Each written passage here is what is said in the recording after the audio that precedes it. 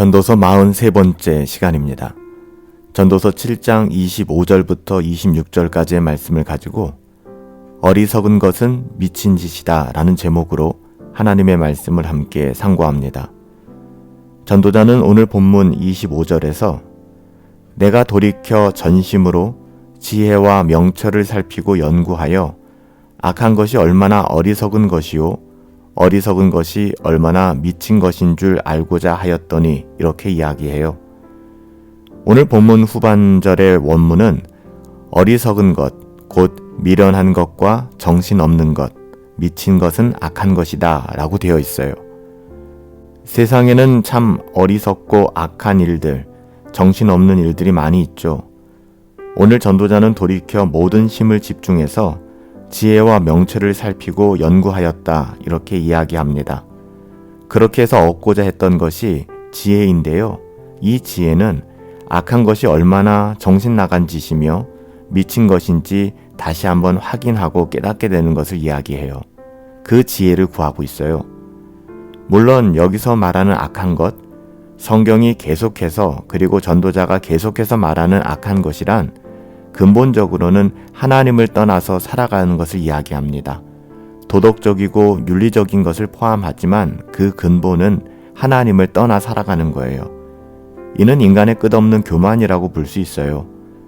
하나님 없이 살아갈 수 있다는 생각이죠. 나의 어떠함만으로, 나의 지식과 나의 경험으로, 나의 의지로 내 인생을 살아가 보겠다라는 생각이 오늘날의 바벨탑인 인본주의고요. 내가 나의 삶의 모든 것을 하나님의 말씀, 성경과의 가르침과는 별개로 내가 원하는 대로 결정하겠다?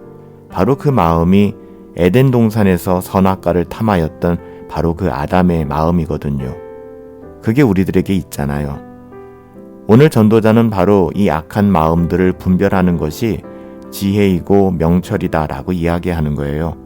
그래서 전도자는 이 모든 일들을 살피고 깊이 연구하고자 했던 것이죠. 전도자는 이런 악한 마음이 얼마나 무모한 것인지 너무나 잘 알았기에 이는 정신 나간 짓이고 미친 짓이다 이렇게까지 이야기하는 거예요.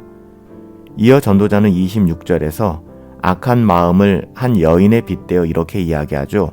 26절 말씀에 보면 마음은 올무와 금을 같고 손은 포승 같은 여인은 사망보다 더 쓰다는 사실을 내가 알아내었도다. 그러므로 하나님을 기쁘게 하는 자는 그 여인을 피하거니와 죄인은 그 여인에게 붙잡히리로다. 여인을 비유로 해서 지혜와 악함을 표현하는 것은 성경에서 우리가 쉽게 찾아볼 수 있어요. 잠언 19장 24절에서도 지혜로운 아내는 하나님께로부터 오고 그 값은 진주보다 귀하다라고 이야기하죠. 물론 이 말씀을 우리는 직접적으로 한 남자의 아내로 볼 수도 있어요. 어떤 아내를 만나느냐에 따라 인생은 정말 많이 달라지거든요. 반대로 어떤 남편을 만나느냐도 동일하겠죠.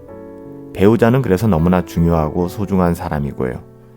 하지만 성경에 등장하는 아내와 여인의 비유는 여기서 그치지 않아요. 좀 더 깊은 의미를 담고 있거든요. 오늘 본문도 마찬가지예요. 하나님께서는 우리들에게 지혜와 어리석음, 선함과 악함에 대하여 설명하실 때 굉장히 자주 여인과 아내를 비유로 말씀하셨어요. 오늘도 그렇잖아요.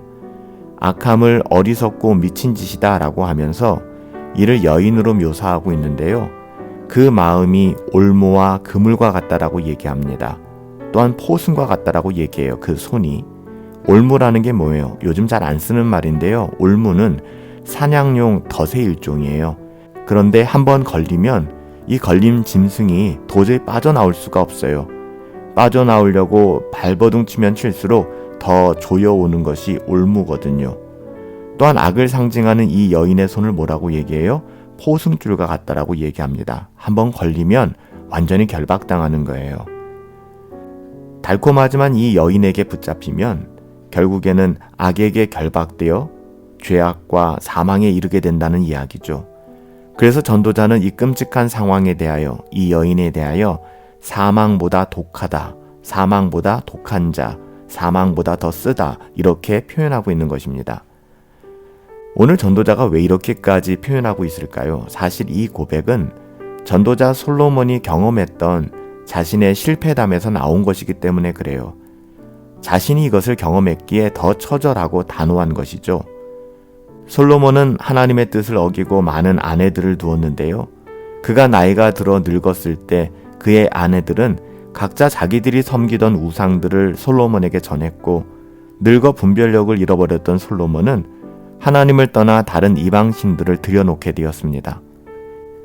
이것이 얼마나 악한 일이었던지 솔로몬은 마지막에 이런 자신의 과거를 회상하며 이는 어리석고 미친 짓이었다 이렇게 탄식하고 있는 거예요. 전도자는 하나님을 기뻐하는 자는 그 여인을 피하지만 죄인은 그 여인에게 잡히고 말 것이다. 마지막에 이렇게 이야기하죠. 우리가 악에서 벗어날 수 있는 길은요, 선을 행하는 것밖에는 없어요. 악에게 지지 않으려고 애쓸수록 그 악이 쳐놓은 올무와 포승줄에 우리는 결박될 수밖에 없거든요. 그러기에 우리는 악한 자리에는 근처도 가서는 안 되고요. 악은 그 모양이라도 거절하고 버려야 되는 거예요. 전도자는 이렇게 선으로 악을 이겨야 한다라고 말하며 하나님을 기쁘시게 하는 사람만이 이런 악한 여인을 피할 수 있다라고 이야기합니다. 만약 이 악한 여인을 피하지 못하고 동행하다가는 결국 그 악함에 붙잡혀 큰 낭패를 당하게 될 거예요. 우리는 악한 여인의 올무에 빠지고 포승줄의 메인 자가 되어서는 안 됩니다. 이것은 어리석고 미친 짓이에요. 빛으로 어둠을 물리치시며 악한 여인이 아닌 경건함으로 하나님과 더불어 동행하실 수 있게 되기를 예수님의 이름으로 축복합니다. 살아계신 아버지 하나님, 너희가 선줄로 생각하면 그 즉시 넘어진다 경고하셨습니다. 우리는 헛똑똑이가 되어서 우리가 뭔가 대단한 사람으로 착각하며 살아가는 것 같습니다. 불쌍히 여겨주시고 하나님의 지혜로 경건하며 분별력 있게 살아가게 하옵소서. 성경이 경고하는 어리석은 음녀를 따라 살지 않게 하시며 악은 그 모양이라도 버리고 악한 곳이라면 우리가 한 발도 내딛지 않을 수 있는 믿음을 허락하여 주옵소서. 악한 곳에 가서 믿음으로 이겨내겠다. 이것은 교만한 것입니다. 악한 곳은 피하게 하시고 악한 것은 어리석고 미친 짓임을 깨닫게 하시며 그런 길은 쳐다도 보지 않게 하옵소서. 예수님의 이름으로 기도하옵나이다. 아멘. 악하고 어리석은 선택과 결정이 우리 삶에 없기를 축복합니다. 하나님의 말씀을 더 깊이 경청하시며 그 말씀이 지시하는 길을 따라 즐거이 순종하실 수 있는 은혜를 구합시다. 오늘 하루도 선으로 악을 이기며 살아가시기 바랍니다.